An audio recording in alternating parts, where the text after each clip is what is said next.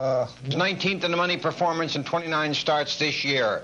High-tech society. We move to Northville Downs in Michigan, near Detroit, where Manfred Hanover, who last year broke 2 splint bones and damaged 2 suspensories, made his return to the races.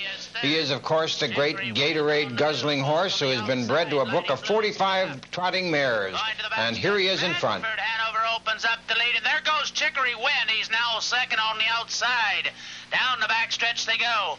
Manfred Hanover and Chicory Wind on the outside now. It's Chicory Wind getting the lead. Manfred Hanover second. Here comes Egyptian Torch on the outside.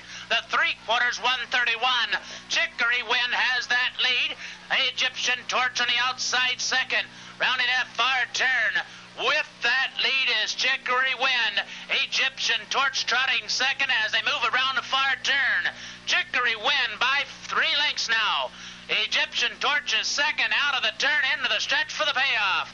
It's Chicory Wind by 5 lengths. Egyptian Torch and Lighting Blue. Chicory Wind, here they are. Glenwood and Retta McNeil's Michigan trotter Chicory Wind wins it for Gary Sutherland. Manfred Hanover, as you saw, tired badly in his first start.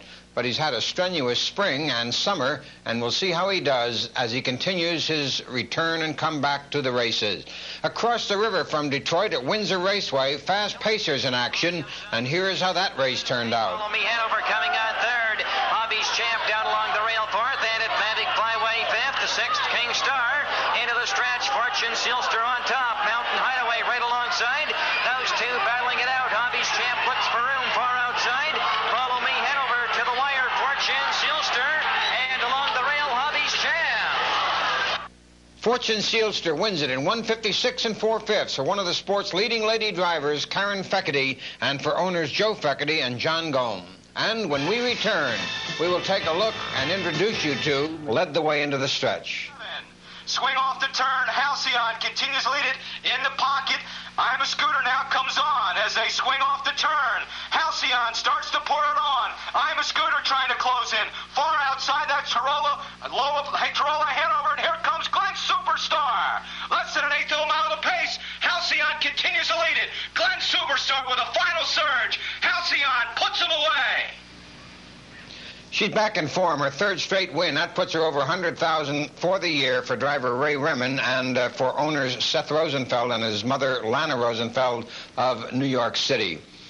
Good 3-year-olds do not often beat good older horses, but here is one that does. Watch the open pace at Garden State. 3/4 in 129 flat, and they're going to fly home as they swing off the turn. Hothead maintaining a 3/4 length lead. Indian Alert is still there. Leading edge on the inside. Less than an eighth of a mile to pace. Hothead is under an all-out drive. Indian Alert now starts to make his move on the outside. Hothead is giving on the inside. Hothead is coming back. Indian Alert on the outside. Matching stride for stride. Hothead and Indian Alert. That's what racing's all about. The 3-year-old Indian Alert beats the 5-year-old Hothead at the wire in 1:56 3, sends his earnings to $315,000 for the year. At Freehold in New Jersey, Red Colt was going for his 3rd straight win, or 3 out of 4, I should say, in the feature at Freehold, and here's what happened. 3 deep nets, Falcon looks for room, and who's your hot shot? They're through the stretch with less than an eighth of a mile to go. Watch it, Skipper from the early going, still has it by 2 lengths.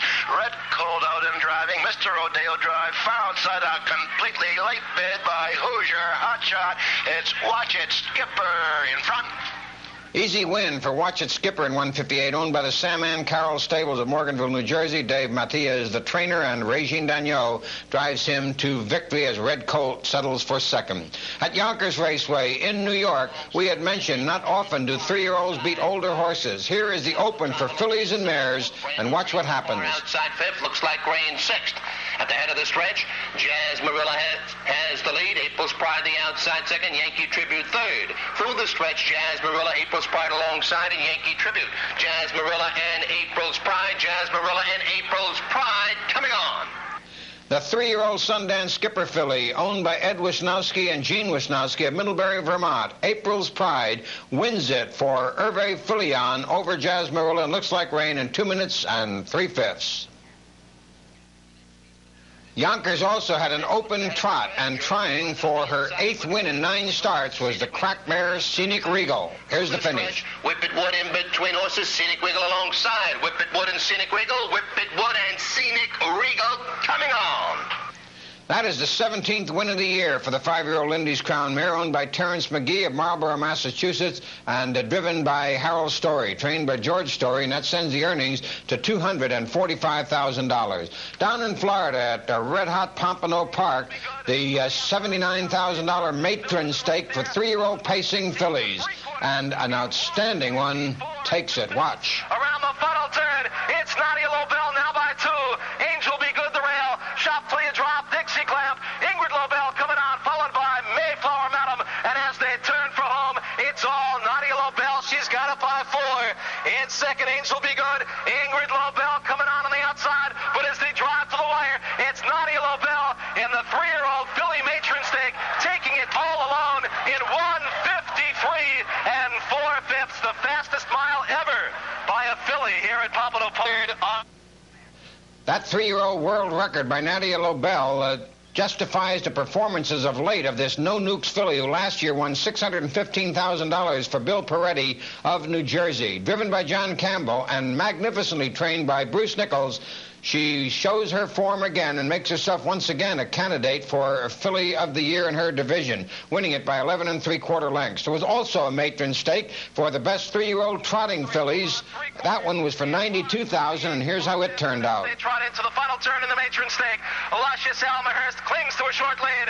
Armbro Fling right there, and now Sizzling Charm makes her move. She's 3 wide and trotting well, and as they hit the top of the lane, Armbro Fling now asked for more. Sizzling Charm coming through the outside, and Crown Starlet the 4 outside. Breeders' Crown winner Armbro Fling trying to hang on. Armbro Flores, Sizzling Charm, and Crown Starlet. A blanket finish, 3 of them across the track in 1:59 flat. What a finish, and there's no question about the 3-year-old trotting filly champion. 15th win of the year for Armbro Fling in 1:59. She has won $1.3 million. And speaking